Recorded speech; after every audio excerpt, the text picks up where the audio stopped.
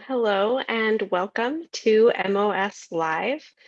I'm so glad that you're joining us today. Today's Ask a Scientist is all about a super cool quantum effect that we can see in a certain kind of special diamonds. And in a little bit, our special guest is going to show us a demonstration of this effect and tell us all about the incredible new technologies it's making possible. But first, my name is Meg and my pronouns are she and hers. If you're joining us on Zoom, please feel free to start entering your questions at any time by clicking the Q&A button at the bottom of your screen. If you'd like captions, you can also access those by clicking the closed caption button at the bottom and selecting Show Subtitles.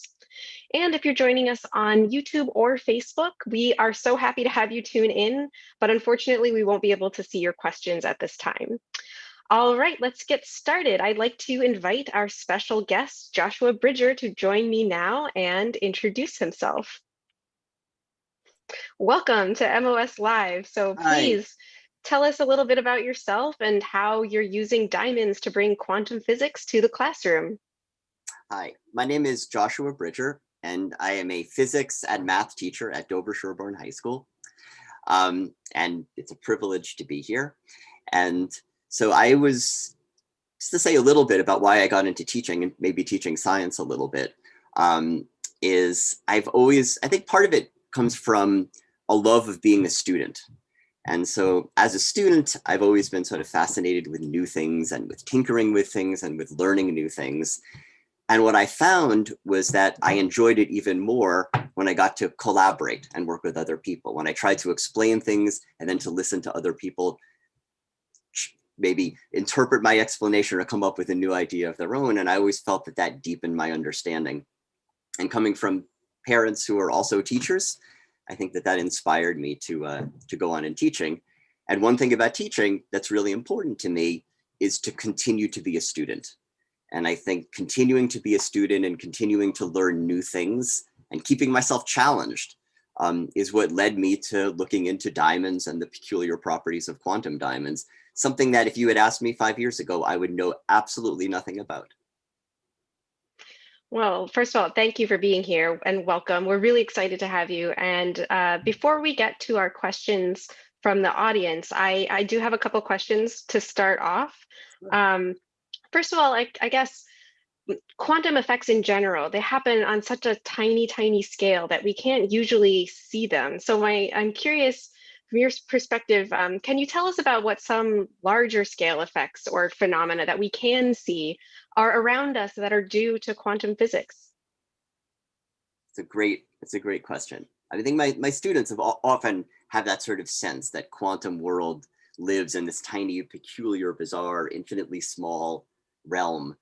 And I think that probably the best first answer is that almost everything that we see in the larger macroscopic world, um, its behaviors, its properties, come down to how the materials themselves are put together, how the atoms bond together, how electrons play around within those structures. And all of that is governed by the peculiar world of quantum mechanics. So I have some sort of everyday things, a few little light bulbs that I brought in. We could start actually sort of the more traditional light bulb, which probably actually not that many people use that much because it's not an efficient light bulb, but the old incandescent bulb, we have a little filament that glows. And it turns out that people thought they understood how light, when objects heated up and gave off light, how they glowed. But as it turns out, around the 19th century, people realized that the light that was emitted was not at all what they thought. And in fact, the different kinds of light that come from something that's glowing are in fact quite complicated and initiated in many respects the whole field of quantum mechanics to help understand that. And then that continues on. Here's a fluorescent bulb. I'm not going to say too much because I'm actually going to talk a little bit about fluorescence when I talk about the diamond in just a minute. But another kind of light bulb where we get light being absorbed and light being re-emitted. And at the quantum level, things are playing out in kind of a peculiar way, but ultimately it illuminates our room in a very macroscopic way. And then finally, the LED light bulbs that probably show you the little tiny LEDs and the very efficient light bulbs that burn for, these will light for thousands of hours, are governed by a fundamental quantum principle where we take sort of two little dissimilar metals or semiconductors and put them together, make a little junction, and how the electrons behave across that junction create light. And it's that thing that happens at the quantum level that allows us to create these really, really efficient and useful light bulbs that most households use. So just a few, and I can't resist but to say that, I mean, all my students want to know how their cell phones work. And almost anywhere you look on a cell phone, you discover the quantum world, whether it's the sensors in the camera in your phone, or the little crystals that glow to illuminate your screen, or whether it's the little transistors, the little tiny switches that are inside your phone that do all the computing and make all the decisions. All of those things are governed by quantum mechanics and quantum principles and play out in our everyday lives. Thank you. Those are some really great examples. So thanks for bringing those with you. And I guess a little bit related to that, another question just about how relatable quantum physics is. It's so often thought of as kind of this advanced topic within physics. So why are you trying to get into so much detail with it in high school or, even earlier? It's a great question. I start with my students. I always find when I'm teaching physics or I've taught astronomy and I ask my students, what are the questions that you want to know the answer to? They almost always start at this very sophisticated level. I heard that, in quantum theory, things can be here and also here at the same time. Or is it really true, this fact about the universe expanding? And I find that it's really, really important as a teacher not to dismiss those kinds of questions as being things that are out of the reach of students, or no, we have to only strictly stay to physics, the curriculum that most teachers teach or kind of have to teach is physics that has been known for hundreds of years in most cases. And so I feel like it's my job to excite students about the possibility of going on in science. And I think they need an authentic attempt at trying to give them a feel for what a real physicist in a real lab right now in a contemporary lab does. And I think the quantum world is an exciting world. And it's very relatable to them in that even if I just touch the surface a little and they feel like they have a little bit of access as to how their cell phone works or a piece of technology they use, I think that can have a profound impact on motivating them or allowing them to see themselves in a contemporary way as somebody who might go on in science. And I think that's really, really important. Yeah, thank you for that. All right, well, I think now it's time to get to our demonstration. So I'm going to pass it over to you, Joshua, to have you show us some quantum physics in action. Sure. All right, so what I want to talk about today is some quantum effects that occur in a diamond. And so I have a tiny little diamond that I'm going to show you in just a minute. But here's sort of my big fake diamond. It's not a real diamond, it's just glass. But when we think about diamonds, we tend to think about an object that is really, really pretty, that plays with light in really, really beautiful and spectacular ways. Maybe we think of it as a very, very hard substance that we can, use for tools to keep them sharp. So if I take light, and I have just a regular old LED flashlight governed by quantum mechanics, and I shine the light on the diamond, the fake diamond, we can see that light plays in kind of fun ways. It reflects off of it. Some of the light goes inside the diamond, it bounces around, it comes back out again. What we're seeing here are two properties of light in the diamond. One is reflection, the bouncing of light off of the diamond, and the other is refraction, and that's when light kind of goes into the diamond, bounces around a little bit, and comes back out. But ultimately, what we're seeing here is light from the flashlight going into the diamond, and it's that same light that's bouncing back out or reflecting back. What I want to talk about is a different kind of property of light, and that is when you shine certain kinds of light on a diamond, it can fluoresce. Maybe you've heard the term fluorescence, but what fluorescence means is that when the light hits the diamond, it doesn't reflect off. It doesn't just bounce around and then leave again, but rather it's absorbed by the electrons that are in the diamond. And you can think about the electrons as being like on a little trampoline. They absorb this energy and they bounce up. They get very, very excited. They take that energy from the light and they get excited by it. Now, in order to have electrons that can do this, that can get excited, we need to create little spaces where the electrons can grab the light.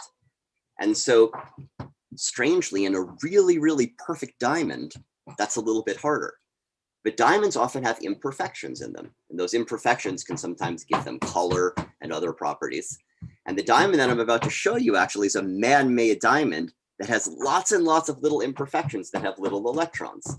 And when you shine light on those electrons, the electrons get excited, they absorb the light, and in this case, it's going to be a green laser light. And then when the electrons fall back down to the trampoline, they lose that energy again. It turns out that the energy that they lose is not quite as much as the energy that they initially got. A little bit of that energy goes into the heat and into the crystal, and the rest of it that's left gives off a new light that's red, no longer green. And so it's sort of a bizarre phenomenon where you shine green light and it turns red, and it's all because the little electrons in these little imperfections in the diamond that I'm about to show you grab the light, change the light into something different, and then re-emit it. And that process is called fluorescence. So the first thing I'm going to show you is just my little setup here on my desk. And that's, here we go. So hello over there. All right, so I'm going to point to things here. So what I have here is this little tiny red looking dot here is the diamond. And that it's a man-made diamond that has lots and lots of little imperfections in it. And then I have a pair of goggles here. And the reason that I have a pair of goggles here is that when I shine the green laser light onto the diamond, some of that light's going to get absorbed, like I was talking about, and there's going to be fluorescence, but some of the light also gets reflected off, and I don't want to see that reflected light. And so what I did is I put a pair of goggles that get rid of some of that green light.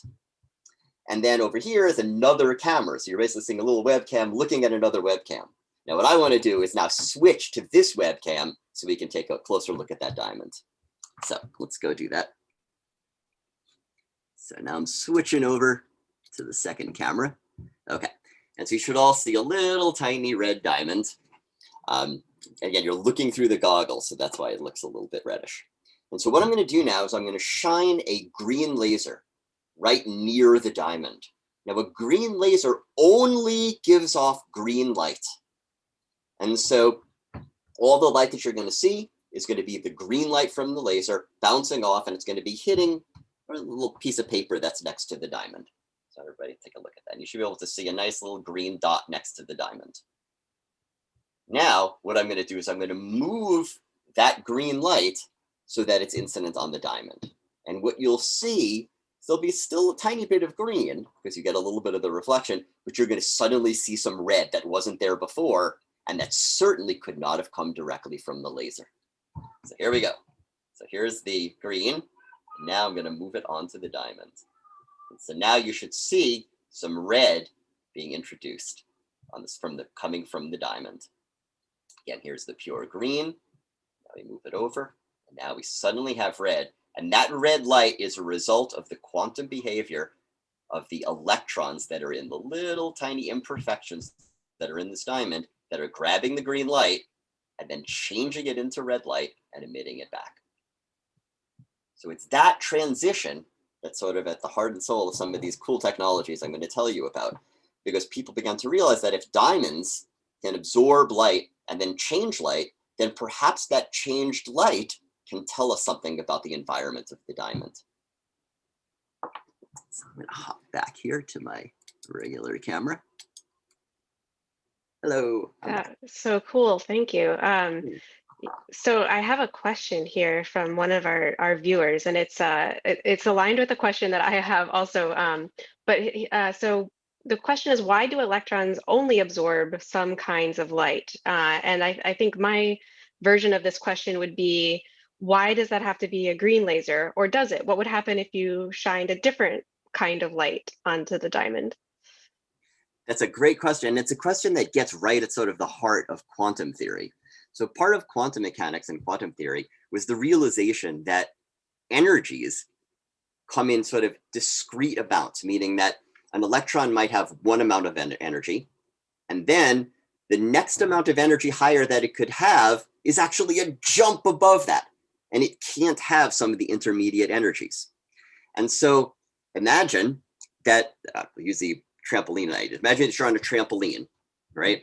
And you want to make it to the you want to jump up onto, say, like a little platform that's up here, and you're on, then if I give you a little bit of energy that's not quite enough to get you there, right, then you're not going to actually get excited all the way up to that point. And so in the quantum world, you're just going to be like, no, thank you. But if I keep building that energy and eventually I give you the exact amount of energy you need to make that jump, then you can suddenly make that jump.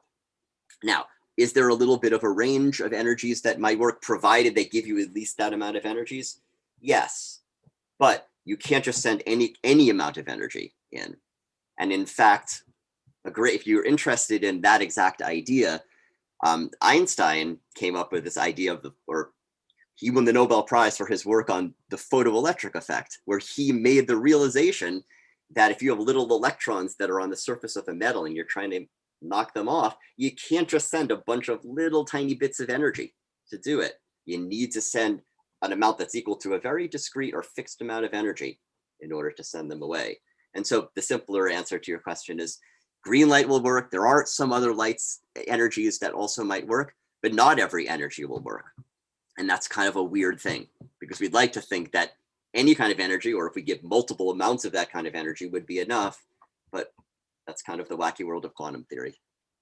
Yeah, so I have a follow-up on that, which is what you just said, I think, but just in another way. So what if you gave it too much energy? Would you get a different result? So I'm not exactly sure what the range of energies above green that would work.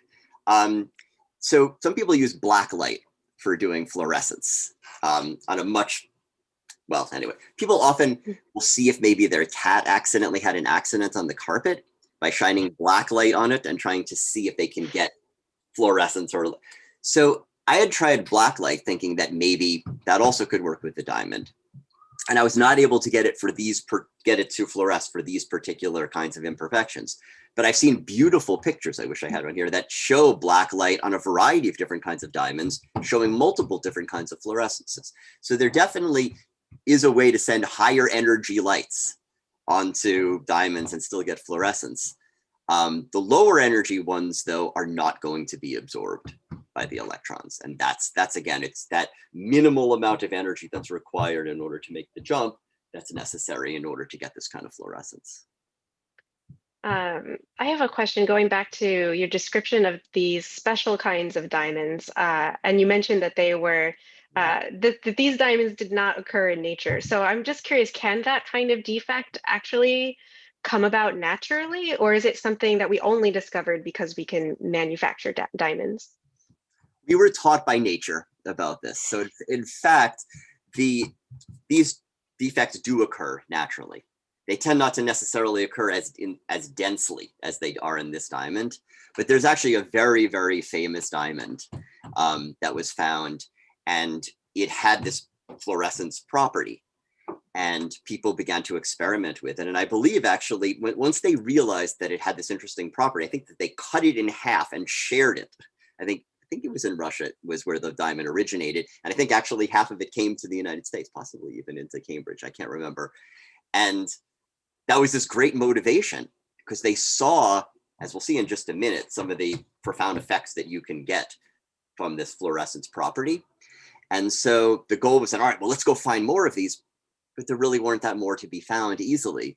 And so the motivation then was to make our own diamonds. And we actually have a couple of really amazing ways that we can make diamonds. And then what happens is we make the diamonds and they're too good. They don't have any imperfections in them. And then we bombard them, and in this case with nitrogen, and we create these little imperfections are called nitrogen vacancies. And so we make them, all these little imperfections, and then we kind of get the diamond to kind of seal them in. And so we have a process now where we can make a perfect diamond, add the imperfections that we want so that they have the desired properties to use in the technologies that we want to develop. Awesome. And we have two questions that are actually the same. So there's a great curiosity for this, but can you get fluorescence or this behavior with other kinds of materials besides diamonds, or is this like special to diamonds? No, this is not just special to diamonds. And in fact, again, my compact fluorescent light bulb, there's lots of kinds of materials that have the property that they can absorb energy, right? And the energy can come in different forms. You can have energy, you can have an electrical signal that's coming through. I won't get too technical about that, but it's a form of energy that can be absorbed by particles or by materials that can then excite electrons, and then the electrons can then give off energy that corresponds to visible light that we would want to see. But many, many other crystals have the property of fluorescence.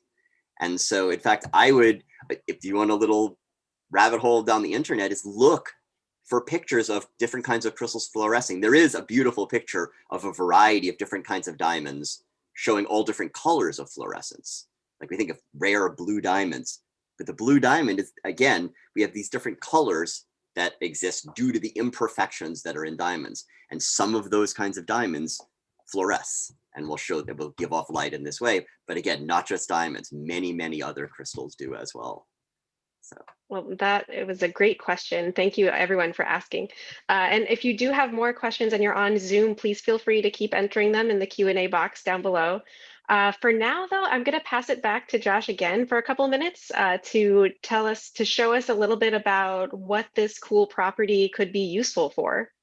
Cool. I can see that there's possible curiosity about applications for this. Yes.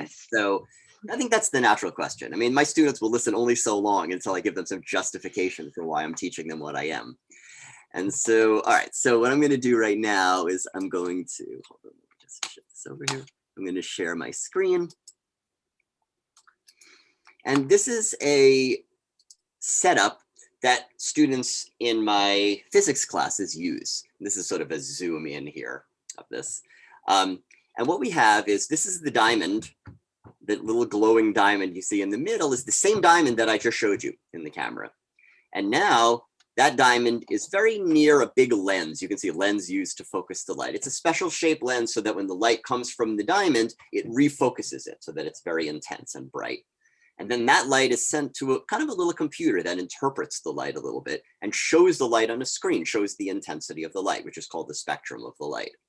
And notice here, lurking on the right-hand side is a really strong neodymium magnet, right? This could be like a super strong refrigerator style magnet.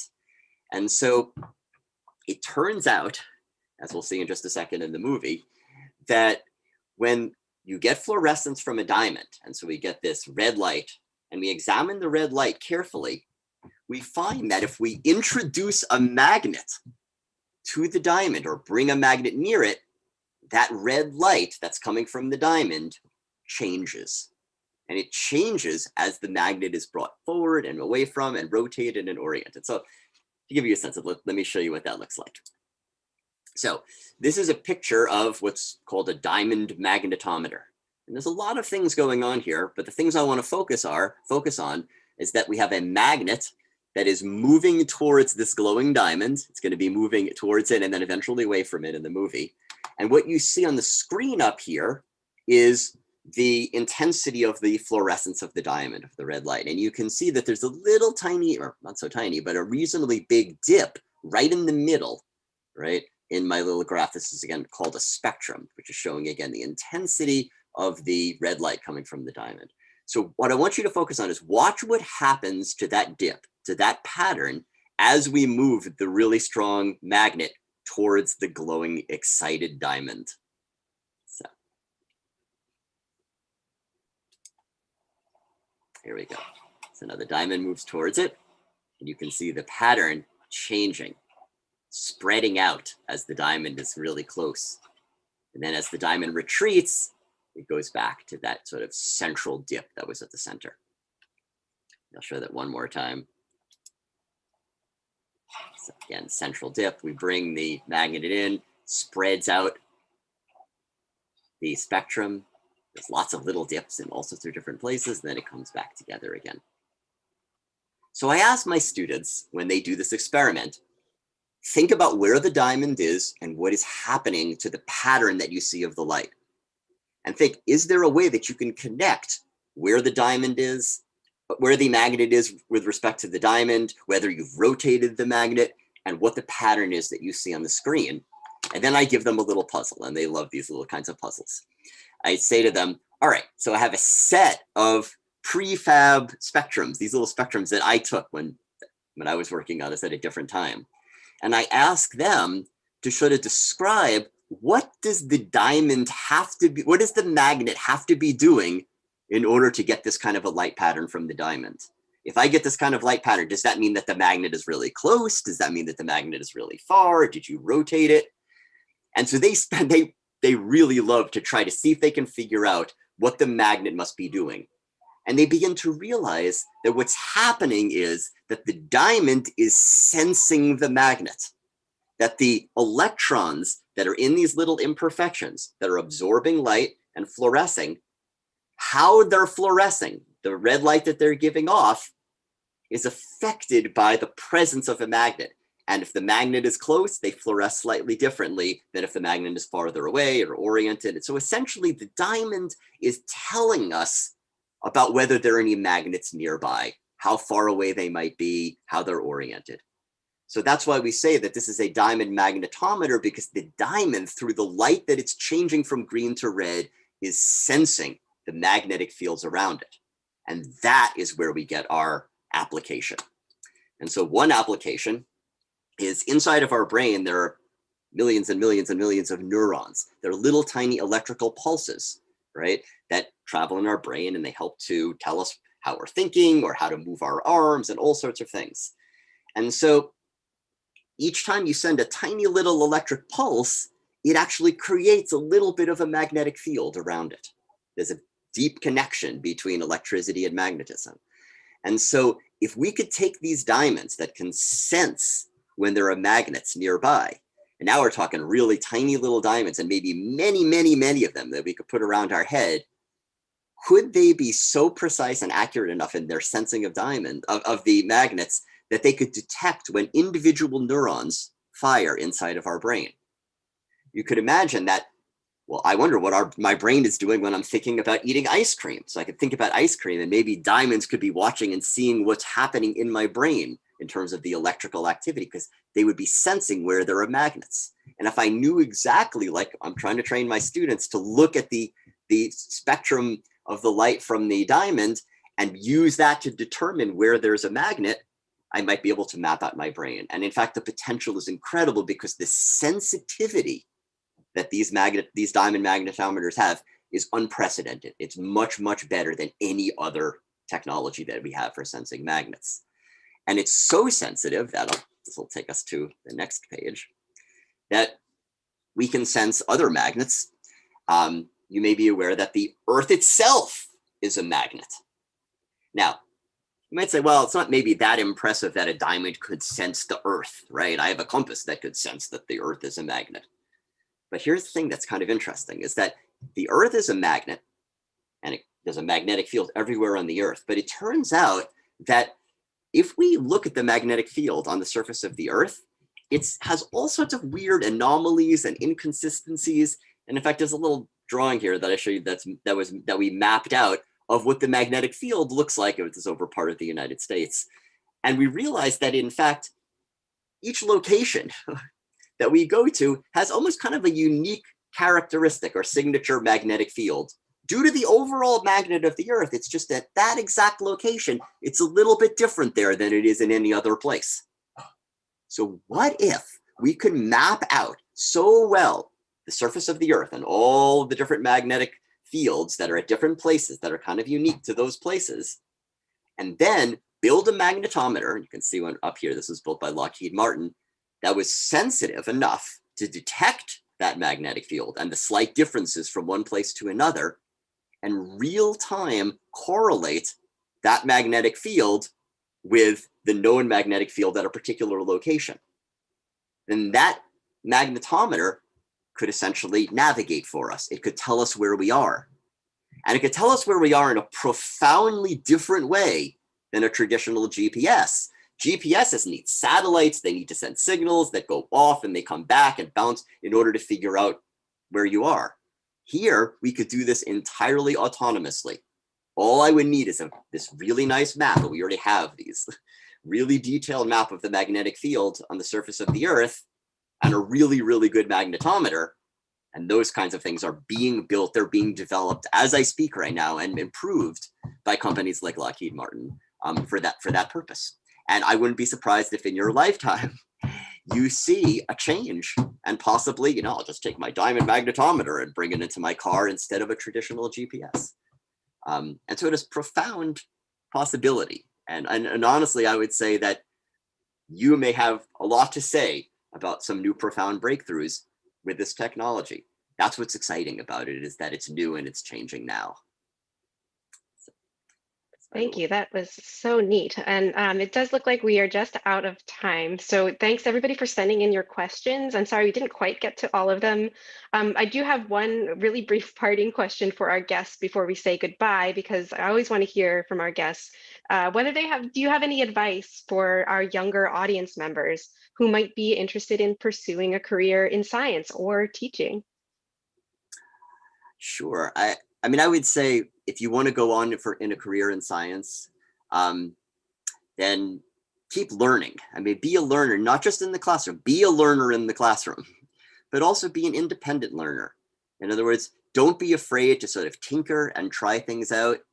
And if you're one of those people that's like, oh, I think maybe I could do this and maybe this would work, and there are naysayers or people that don't think, don't lose the optimism of thinking about things in a new way.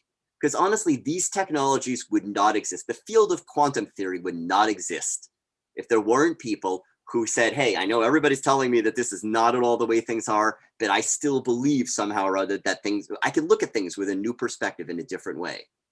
And I would say that hold on to that. That is the kind of thing that I think will inspire you and think in new ways, and also ultimately might lead to new kind of innovations like this. So that's Oh, thank you so much. And I'm going to invite our guest, Joshua Bridger, to say goodbye now. Thank you so much. Thank you so much. This is a privilege. All right, and we have a ton of great stuff going on over at MOS at Home. So follow us on social media or check us out on our website at, here we go, www.mos.org/MOS at Home. If you enjoyed this program, please consider supporting the Museum of Science by visiting us at engage.mos.org/welcome. And that support will help us provide science experiences online and help us ensure that this kind of content can be accessed from home at no cost. So thank you so much.